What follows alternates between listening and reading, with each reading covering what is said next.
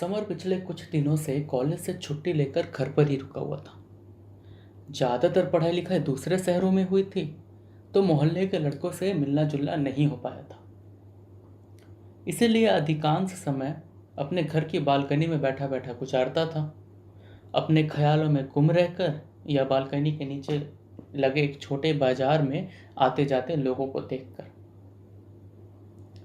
उसे अपनी खुद की दुनिया में जीने की आदत थी। जब देखो कुछ ना कुछ ख्याल घूमते रहता।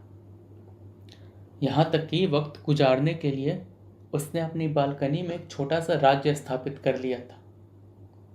बालकनी में लगे पेड़ पौधे उस राज्य की संपत्ति और उसमें खिलने वाले फूल राजकोष में शामिल रहते थे। उसकी कुर्सी उसकी राजगद्दी और वो खुद वहाँ का राजा। उसके बालकनी के एक कोने से निकलने वाली चींटियों की पंक्तियाँ उसके सेना की टुकड़ी थी, जिसे दिन में 2 बार वो मिठाई के टुकड़ों से नवाजा करता था। एक शाम वो अपने पड़ोसी राज्य यानी कि नीचे लगे बाजार में आते जाते राहगीरों को देख रहा था। रोजाना सा माहौल बना हुआ था। लोग सब्जी वाले से मोलभाव कर रहे थे। 2 फेरी वालों में वाक युद्ध जारी था। एक और कुछ महिलाएं हमेशा की तरह इतराती हुई बातें कर रही थी। कुछ दौड़ते चिल्लाते बच्चे थे और गोलगप्पे की दुकान पर लगी भीड़। समर की नजरें हर रोज की तरह उस बाजार के एक कोने से दूसरे कोने तक ऐसे विचरती थी जैसे किसी मूर्तिकार का हाथ उसकी बनाई मूर्ति पर चलता है। एक भी कोना अछूता नहीं रहता था। उसकी नजरें पहले तो सब्जी वाले, फिर फेरी वाले और फिर उन बच्चों के साथ दौड़ते हुए गोलगप्पे के ठेले के पास जा पहुंची। और जिस पड़ोसी राज्य पर वो हर रोज बालकनी में बैठे बैठे फतह हासिल किया करता था, आज गोलगप्पे के दुकान से आगे नहीं बढ़ पाया। शायद पड़ोसी राज्य ने कोई ऐसा योद्धा खड़ा कर रखा था जिसकी मात्र मनुस्मृति से ही हथियार डाल देने का जी करे।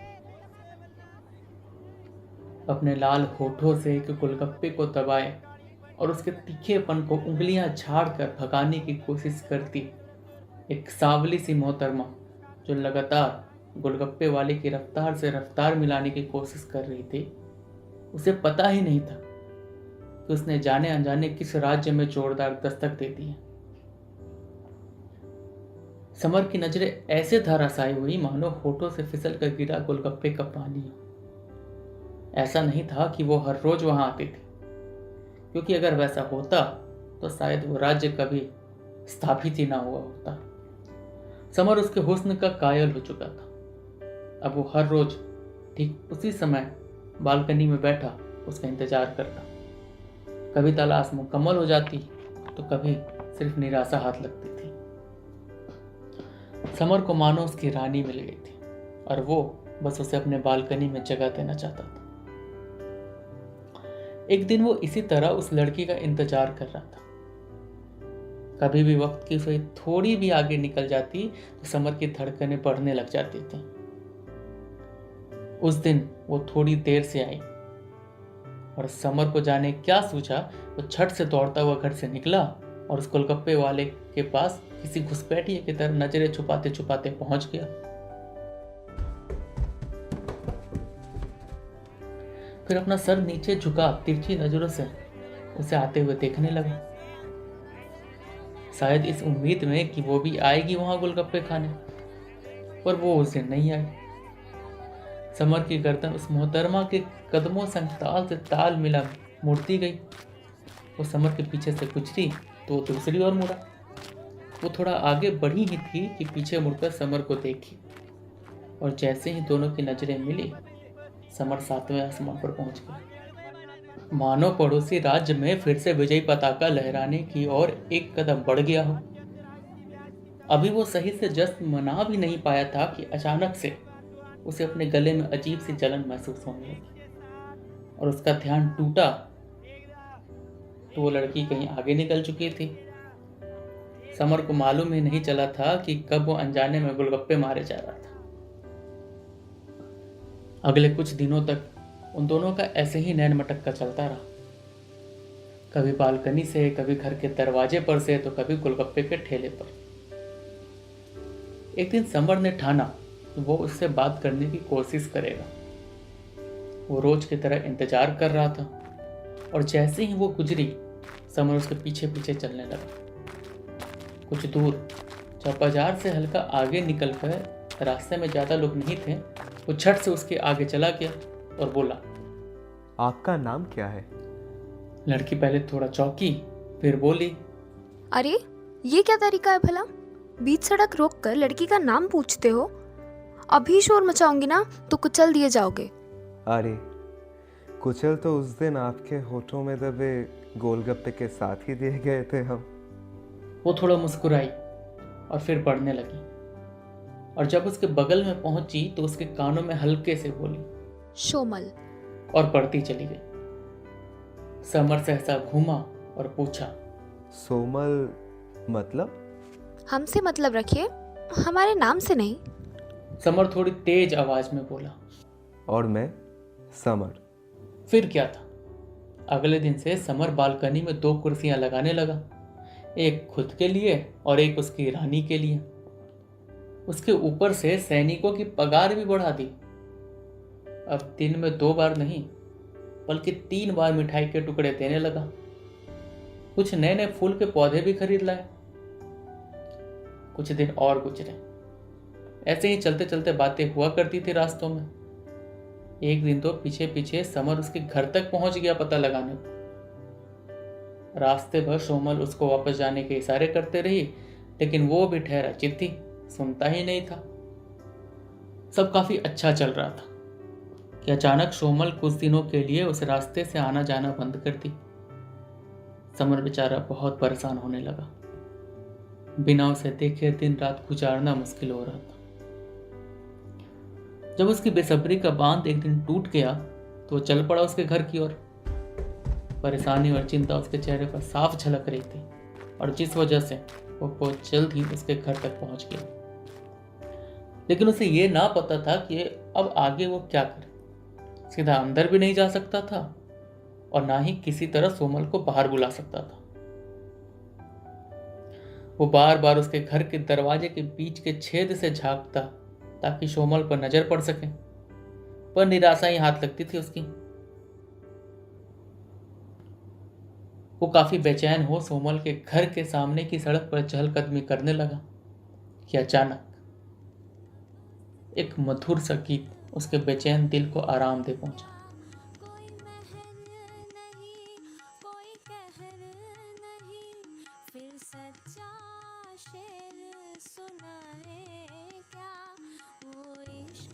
समर कुछ पल थम सा गया और सोमल के घर के दूसरी ओर की दीवार पर हल्के से चढ़ा, और अंदर में बिना ग्रिल की एक खिड़की से उसे सोमल दिखाई पड़ी।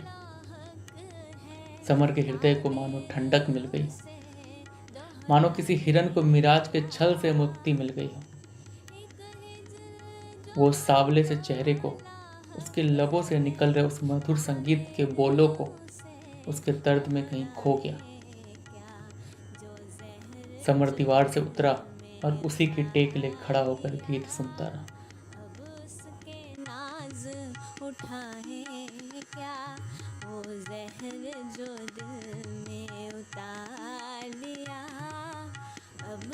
कुछ देर बाद जब गीत गाना खत्म हुआ तो समर अपने घर की ओर धीरे धीरे बढ़ने लगा। रास्ते भर वो धुन के पीछे के दर्द और वेदना से भरी सोमल के बारे में सोचता रहा। उसके सामने से उसकी रानी का चेहरा एक एक करके गुजरने लगा। उसे उस मुस्कान के पीछे के जख्म नजर आने लगे थे। वो समझ गया था कि वो गीत मदद की एक गुहार थी जो वो हर रोज मांगती है, और शायद इसलिए कि समर उसके दर्द का भागीदार न बने, उसने उससे मिलना बंद कर दिया। वो धुन पूरे रास्ते उसके दिमाग में घूमता रहा, और समर घर पहुंचकर ये फैसला किया कि वो आज रात सोमल को उस पड़ोसी राज्य के कैद से छुड़ा लाएगा और अपने छोटे से बालकनी में उसके लिए बनाए गए सिंहासन पर उसे बैठाएगा और उसे वो सारे आदर सम्मान देगा जिसकी वो हकदार है। रात के 12:30 बजे थे। पूरे मोहल्ले में सन्नाटा पसरा हुआ था। समर घर की रसोई से एक धारदार चाकू लेकर अपनी पिछली जेब में रखा और दबे पांव घर से निकल गया। दूर कहीं से कुत्तों की भौंकने की आवाजें आ रही थी और रास्तों पे तेजी से कदम बढ़ाते हुए समर सोमल के घर तक जा पहुंचा। वो पिछली दीवार से कूदकर उस बिना ग्रिल के खिड़की से घुसा और सीधा सोमल के कमरे में जा थमा। कमरे में काफी हल्की रोशनी थी। समर उसके बिस्तर के करीब गया और जाकर पहले तो कुछ देर देखता रहा, फिर अपने उंगलियां फेरने लगा उसके गालों पर, जिससे अचानक सोमल की आंखें खुल गई और सामने किसी को बैठा देख उसकी चीख निकलने ही वाली थी कि समर ने उसका मुंह अपने हाथों से दबा दिया। चिल्लाओ नहीं, मैं तुम्हें यहाँ से ले जाने आया हूँ। मेरे साथ चलो, मेरे लोग तुम्हारी राह देख रहे हैं। सोमल ने उसका हाथ जोर से झटक दिया और जोर जोर से चिल्लाने लगी, जिससे उसके घर वाले जाग गए। समर बार बार सोमल को समझाने की कोशिश कर रहा और वो बस चिल्लाई जा रही थी। समर दबी हुई आवाज में बोला, सोमल, मैं समर हूँ, डरो नहीं, चलो मेरे साथ। और इतना बोल के फिर से उसका हाथ पकड़ लिया। सोमल दोबारा उसका हाथ झटकी और बोली, कौन सोमल और कौन हो तुम? मैं तुम्हें नहीं जानती। समर को कुछ भी समझ नहीं आ रहा था। जिसे वो अपनी रानी बनाने के सपने देखता रहा, वो उसे पहचानने से इनकार करने लगी। समर गुस्से से लाल हो उठा। अचानक दूसरे कमरे से लड़की के पिता भागते हुए आए। सोनी, क्या हुआ? कौन हो तुम? समर ने आओ देखा न ताओ अपनी जेब से वो छुरा निकाला और घुसा दिया उसके पेट में। चीख और चित्कार से आस पड़ोस के सब लोग जाग गए। उस रात के सन्नाटे में जब सायरन मारती हुई गाड़ियां मोहल्ले की गलियों से गुजरी तो सब लोग जाग पड़े। उधर समर के पिता आंखें मलते हुए बालकनी में आते हैं और वो वहां रखी 2 कुर्सियों से टकरा गए। उनकी बालकनी के जमीन पे पड़ी हुई दवाइयों पर नजर पड़ती है, जिसके आसपास चींटियां मंडरा रही थी। वो दौड़ते हुए समर के कमरे में जाते हैं, जो कि बिल्कुल शांत पड़ा हुआ था। वो हड़बड़ी में अपना फोन खोजते हैं और किसी का नंबर डायल करते हैं। डॉक्टर साहब, समर कहीं चला गया है। क्या? इतनी रात को? वो अपनी दवाइयाँ नहीं ले रहा था क्या?